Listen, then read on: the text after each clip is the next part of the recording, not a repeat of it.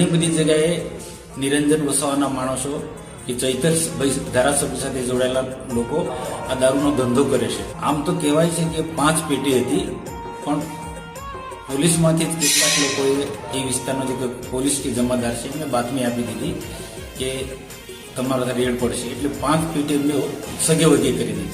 પણ છતાં પણ એલસીબી હિંમતભેર આ 11 જેટલી બોટલો પકડી પાડી છે. એટલે હાથીના દાંત ચાવવાના જુદા અને હાથીના દાંત દેખાડવાના જુદા એ પ્રકારનું એમનું વર્તન છે. અને હકીકતમાં તો 2 નંબરના ધંધા, લોકોને બીવડાવવાનું, લોકોની સાથે તોડપાણી કરવાનું એમનો ધંધો છે. ખીરા દારૂ પીવડાવવાના. તમે જો આ સ્ટાર બેન્ડ જે વગાડે છે એના સ્ટાર બેન્ડના કારણે સોશિયલ મીડિયામાં મૂકી દે એટલે હજારોની સંખ્યામાં લોકો ભેગા થાય અને એમાં દારૂ પીવડાવી અને બધાને આખી રાત નચાવી કુદાવે, એનાથી યુવાનોમાં પડેલી શક્તિ ખતમ થઈ ગઈ છે.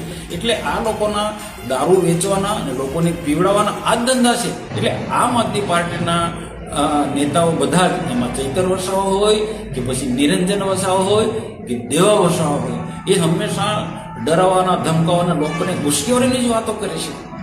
તો આનાથી આદિવાસી સમાજ આગળ વધવાનો નથી.